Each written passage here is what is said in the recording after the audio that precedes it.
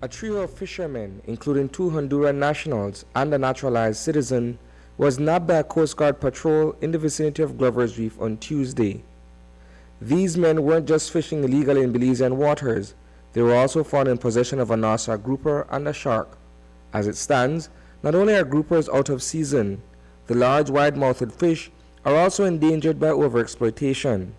Sharks, on the other hand, are being harvested indiscriminately through the use of gill nets.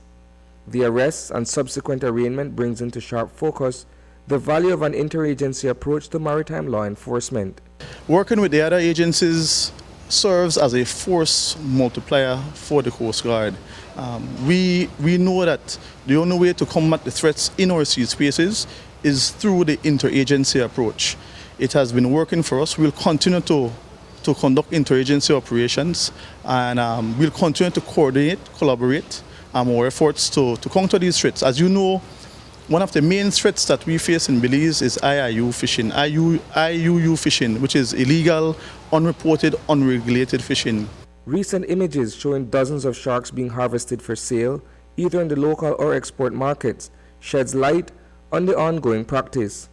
For the Belize Fisheries Department, cracking down on the activity is admittedly an overwhelming task. We at the department have stepped up our game, as well as our sister agencies such as the Belize Coast Guard, such as some of our sister agencies at these marine reserves, who are conducting more and more enforcement based on a number of training and as well as the resources, because enforcement is one of the most expensivest project you can embark on, whether it's enforcement at sea or on land.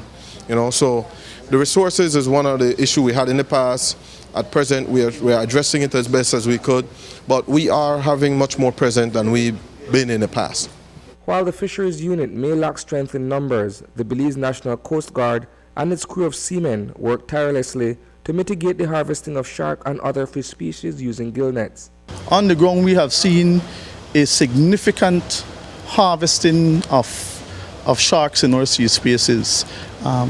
And it's and that is a concern for us, but not only the harvesting of these sharks, but the method that is used to harvest these sharks, the use of the gill nets, where there is no regard for the juvenile species, and we have seen where even the fishermen have stated to us that they have observed and noticed the adverse effect that it has had on our ecosystem. So it is a concern for us. It is something that it is an issue that is of importance for the Coast Guard, as we are the guardians of our sea spaces for the country of Belize. So it remains on the forefront for us.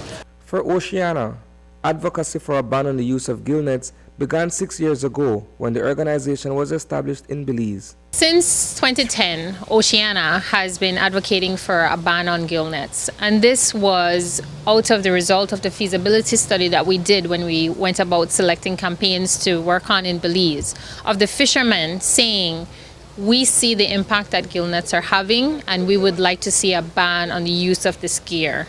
And they produced signed petitions that they had been sending to ministers of fisheries dated 1997.